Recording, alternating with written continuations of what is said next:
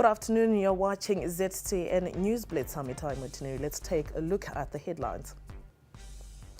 High noon for currency manipulators. Zim Flu cases hit 10,000 in 1 week. Gemma Griffith's 24,000-kilometer journey. And in sport, Wounded Dimbare in tricky challenge. Zimbabwe recorded 10,756 suspected influenza cases within a week, sparking concerns of a flu outbreak in the country. Authorities, however, say the flu cases are not linked to COVID-19. Since the beginning of the year, the country has recorded 77,935 cases of flu and 0 deaths. According to the Ministry of Health and Childcare, Mashonaland Central and East provinces had the highest cases, recording 3,173 and 3,041 respectively. Health experts believe the existing COVID-19 protocols can help reduce the spread of flu as the winter season approaches. Zimbabwe Medical Association President Dr. Francis Chiwura speaks to ZTN. But obviously the cold weather always brings with it flu. So people ought to be warm, put on warm clothes, avoid being exposed, drink lots of fluids, particularly warm fluids. And, we're still in the masking period. We should continue to use our masks. They do protect against the flu as well as the COVID. Chief Coordinator of the COVID-19 response, Dr. Agnes Mahomva, said the flu cases are not related to the COVID-19 pandemic, but encouraged people to observe preventative measures to curb the spread of the virus. It's very normal, ma'am, when weather changes that people have some flu-like symptoms even before COVID. People should continue adhering to the measures that we have talked about, which includes vaccination, distancing, and wearing their face masks to protect themselves and their loved ones.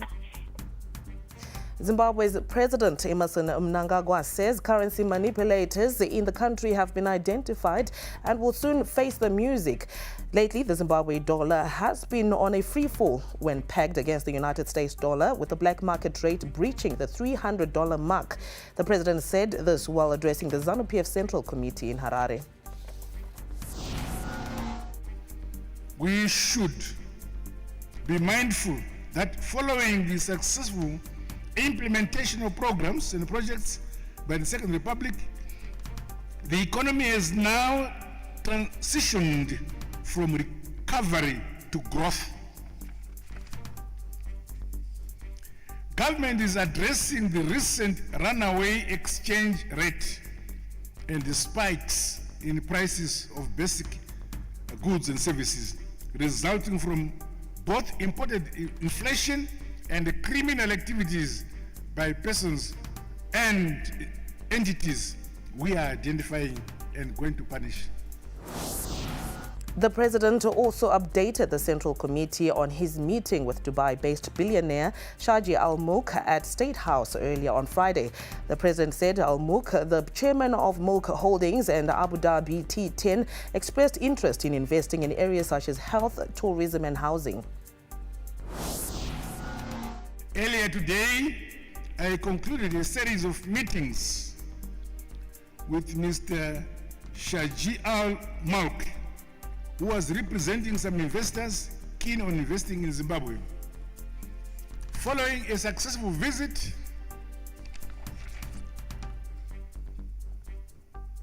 to Dubai, concrete investments have been identified. Earlier, Shaji Al Mouk held a joint media conference with the president, during which he spoke about his investment plans in Zimbabwe.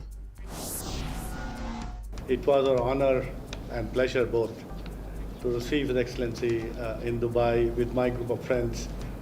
We worked together, we've been doing business together for more than almost 2 decades as a group, basically. And I must say, the argument His Excellency put forward for the investment in Zimbabwe was so compelling, so convincing, that all of us thought we must immediately visit Zimbabwe.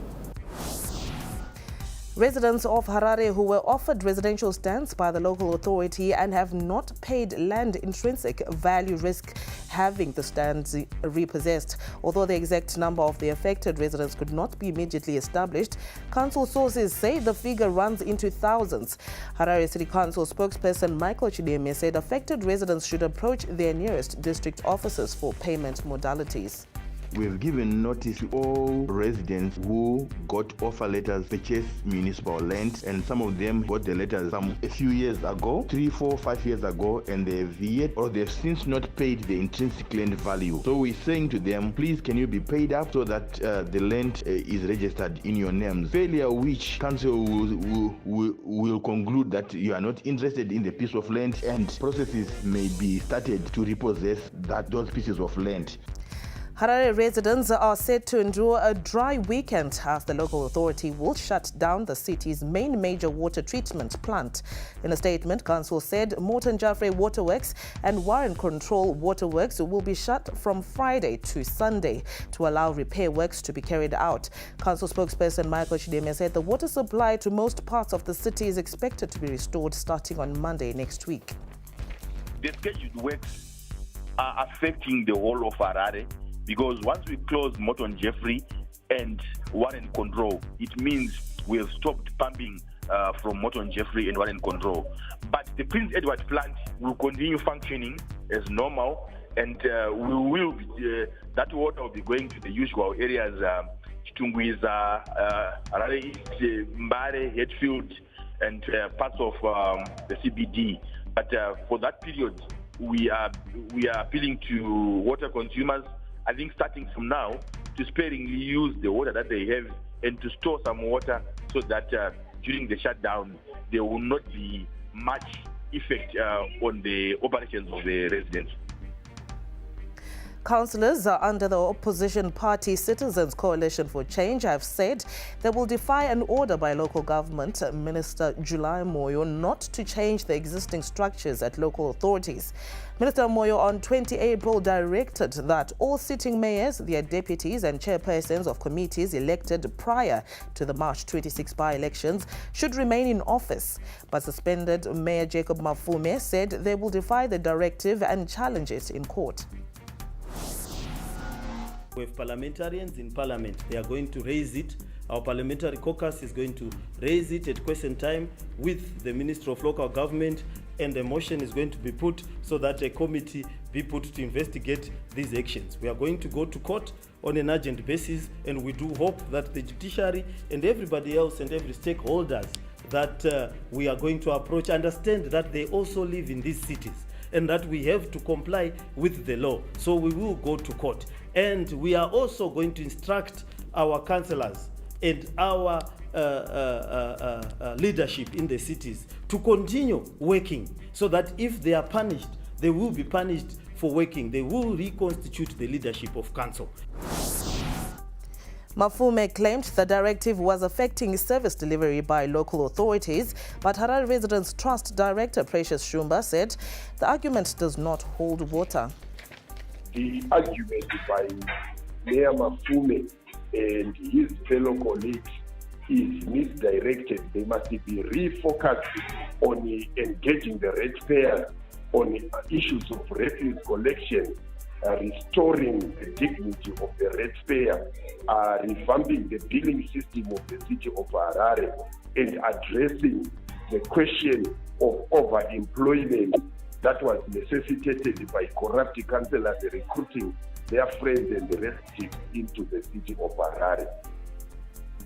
Retailers in Zimbabwe say the recent 30% increase in the price of bread is unjustified. A loaf of bread now costs 352 Zimbabwe dollars, up from $270. President of the Confederation of Zimbabwe Retailers, Denford Mtashu, told ZTN that Zimbabweans must look for other alternatives in the wake of the bread price hike. Mtashu said retailers are engaging the Ministry of Finance and the Reserve Bank of Zimbabwe on the price increases. We are continuously engaging with government through the Ministry of Finance and Economic Development, Ministry of Industry and Commerce, as well as the Reserve Bank of Zimbabwe, to ensure that all the cost drivers that include power sources and availability and stability in terms of supply of power and energy. He has remained key towards the bread manufacturing industry. But we also have come up with our own in-store bread that most consumers can go for, because for an in-store bread, it has always continued to be affordable. A 32-year-old Zimbabwean man, Andrea Imbayaro, has been slapped with 2 life sentences by a South African court for raping and killing a British businesswoman in Tabazimbi in the Waterberg district. Imbayaro committed the offense in 2014.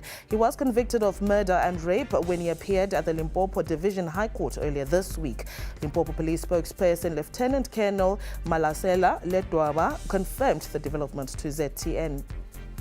The Provincial Commissioner of Limpopo, Lieutenant General Thembi Hadebe, has welcomed the hefty sentence handed down against a foreign national by the Limpopo Division of High Court in Polokwane. This after the 55-year-old businesswoman from Tabazimbi was brutally killed. She further indicated that a good job done by the investigating officer, Sergeant Mugabe, will serve as a deterrent to other would-be criminals. While Zimbabweans were celebrating the independence holiday, tragedy was visiting a Triangle family when their son drowned. The 15-year-old from Masela village under Chief Chitanga in Triangle district drowned in a 24-meter deep well.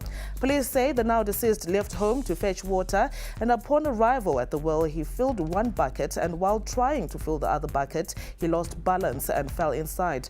He subsequently drowned in full view of another teenager who immediately alerted neighbors. Efforts to rescue him were in vain. Masvingo Provincial Police spokesperson Inspector Kudakwashe Dewa confirmed the incident to ZTN. The well, he filled the first bucket. When he was about to fill the second bucket, he fell into the well and drowned. The well is about 24 meters deep and it was filled up to about 7 meters. One lady by the name of Shamiso, who was also going to the well, when she was about 150 meters away from the well, heard the noise of the juvenile who was falling into the water. She then mobilized the community, who came and retrieved the body of Shadrach from the well. Still in Masvingo, another 15-year-old was on Sunday electrocuted while herding cattle in Machakata village, 60 kilometers south of Masvingo town. It is alleged that the teenager went to herd cattle and during the day attempted to drive home a calf that had strayed. On giving chase, the now deceased was electrocuted by a live low-lying electricity cable. He was pronounced dead upon arrival at Morgenster Hospital. Masvingo Police spokesperson Inspector Kudakwashe Dewa spoke to ZTN.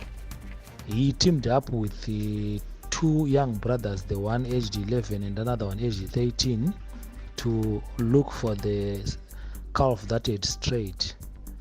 They found the calf in a nearby bush, and as they drove it home, the calf started to run away. It ran and passed through an electric cable which was hanging loose. The juvenile, Emmanuel Manata, who was in pursuit of the calf, touched the electric cable and he was electrocuted. In the arts, imagine a girl from Zimbabwe traveling 24,000 kilometers, passing through 10 African countries in over 500 days. It sounds impossible, right? It did not even stop there. She dared to engage in a creative discourse of ideas with complete strangers. The strangers were in the form of Tanzania's Fresh Like and Lioness from Namibia. Well, like they say, fortune favors the brave, and for Gemma Griffiths, the result was a 9-track album entitled Girl from Harare, which was launched in Harare on Thursday. I spoke to her on the sidelines of the launch. So the Girl from Harare tour is taking myself, my band, and a couple of amazing artists from Zimbabwe to Vic Falls, Bulawayo, Kwekwe, Gweru, Harare, and Mutare. We are going to be doing 10 shows across the country. We're also going to be going to the Wange National Park and singing about conservation, and we are going to be singing on the banks of the Zambezi River. It is going to be 6 weeks, the Go From Harare tour. We're going to be in a bus, and we're going to be spreading music, spreading love, and seeing this beautiful Zimbabwe. Interracial relationships can prove to be rocky terrain to navigate for most couples. Conflicts often arise when partners assert their values, which may differ from each other's based on racial or cultural identity, but they also have their beautiful side. A United States-based Zimbabwean author, Alice Takawira, explores these relationships in her latest book titled Turning Tables. The book, which is due out on 5 May, also touches on missed opportunities in life and how one can recover from such setbacks. ZTN caught up with Takawira, who is excited about her debut project. Turning Tables is my first published book, and the title Turning Tables came from the events that were happening in the book. So as I was writing this book, and I think I was about maybe 10-15 chapters deep, I hadn't come up with a title. I had a story, but I hadn't decided what to call it. And then as I was reading it, I realized that a lot of things that were happening to the characters were sort of switching. 1 minute it's happening to this character, then it flips and it happens to another character, and they all sort of experience the same thing in a different way. And it just felt like the tables were turning. Most parts of Zimbabwe have been experiencing wet and cold conditions over the past week or so. Will these conditions prevail into the weekend? Chief Forecaster at the Meteorological Services Department, James Ngoma, is on standby with more on the weather. We've had rather cloudy conditions with rainfall across much of the country. Heavy downpours have been recorded in a number of places, with windy conditions causing a bit of destruction in some places, especially falling down of trees. So as we get into the weekend, we're expecting these rains to start fading off, giving us mostly sunny and warm conditions across much of the atmosphere. Isolated afternoon showers are still expected because of remnant moisture. But for those planning outdoor activities, this is a good time to have those outdoor activities. As the weekend comes in, you can set up your braais, but still remember that when thunder rolls, it's best to be indoors.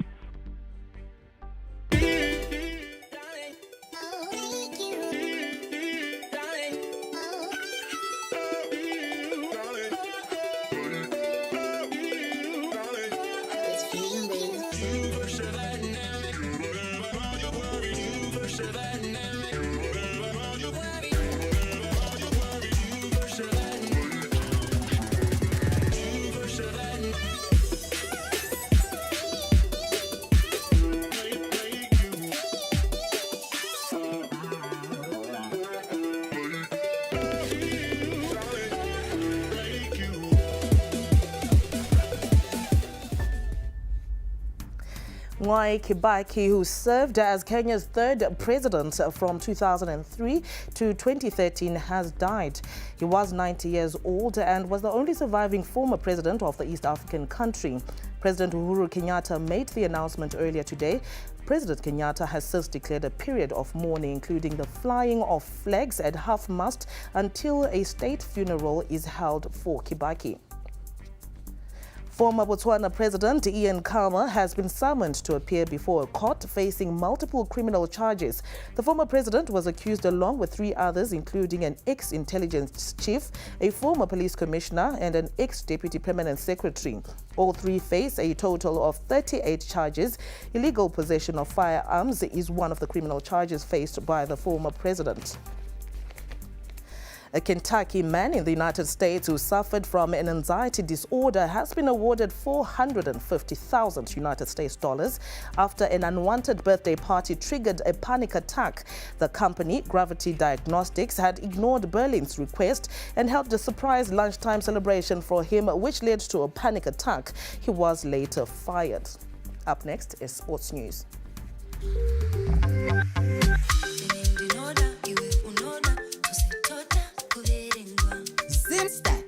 Zimbabwe is holding a population and housing census. Census night is on the 20th of April, and the counting days are from the 21st to the 30th of April 2022. Everybody counted. Wonke umuntu sibalwe emajele mame ezibhedlela lelos nemaroja and the homeless too.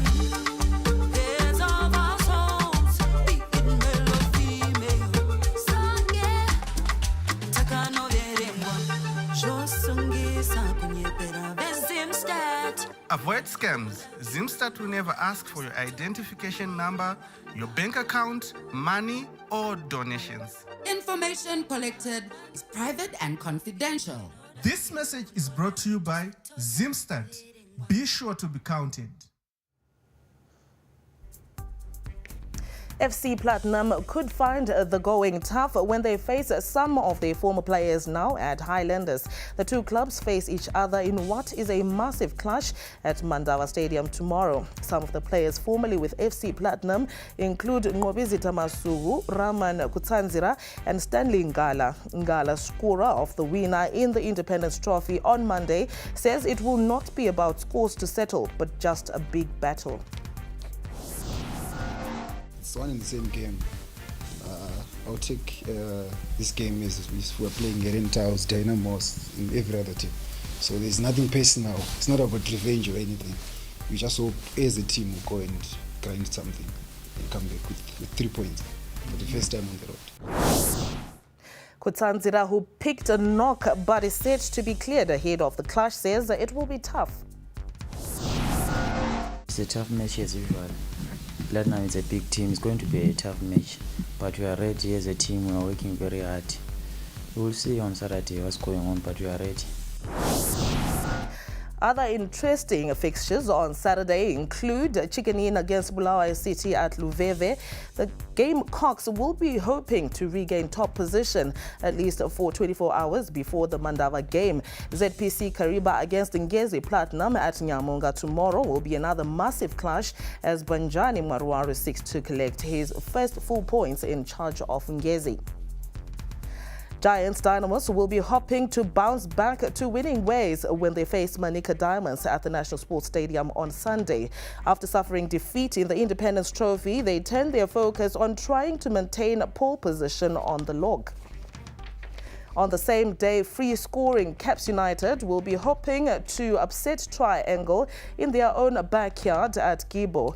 Rentos will be hoping to get the better of Cranbourne when they clash at Sakuva. Coach Kumbirai Mutiwekuziva says they are up for the challenge. We're expectant, but we know it's going to be a tough game. But the confidence level for us is quite big, or it's quite huge. Looking at the last result against Triangle, and even if you look at us, our team going through their paces at training, they're quite showing some enthusiasm. Defending champions FC Platinum are confident they can get a result against Highlanders. The showdown is on at Mandava tomorrow and the match will be live on ZTN. Coach Norman Mapeza speaks before the game. We're playing a very good team, and with them winning the Independence Trophy, I think it's a massive confidence booster for them. So I hope it's going to be a very interesting game. Despite the chilly weathers, and main worry now is about the condition of the pitch. It's been raining here since Tuesday, but I hope it's going to be a very good game of football. We just added those two youngsters which came from the under 19s, and for now we just concentrate on the guys we have. Then we'll see again if we manage to get another window period. The Zimbabwe 11 team continues with preparations for their limited overs series against South Africa A starting next week. We get more from our correspondent Ndando Nsigane. A busy winter schedule it is for Zim Cricket, who are to start their tour with the one-day series against South Africa A, who arrived in the country yesterday. Now also Zim A is set to leave for Nepal next week for 3 T20 series and also a number of one-day series. Now as it is, I am at Old Hararians where we had a chat with Coach Stewart, and this is what he had to say. I can't emphasize how important this tour is. Every tour that we play is quite important, but especially, you know, Cricket South Africa always give us a strong side to play against, so it's a really good measure for us as coaches and for the players. Each time you play against South African sides, you expect hard cricket. It's going to be, they're going to come out all guns blazing. They're going to give everything that they've got. I'm sure they do have a lot to play for, you know, from within their setup. Well, that was Coach Stewart. Now remember, also the Lady Chevrons are playing a Capricorn Tri Series in Namibia, where they won against Uganda yesterday by 8 runs, and they are to play Uganda again today. Well, soon after, Namibia is also touring Zimbabwe, and Afghanistan is set to follow for Super League games, which will lead to the ICC T20 World Cup qualifiers in July. Reporting for ZTN, I'm Dandorai Sensika. And that's all we had for you on ZTN News Blitz. For these and other stories, please connect with us on our socials. On Twitter, it's at ZTN News, and on YouTube at ZTN. Up next is World in 5.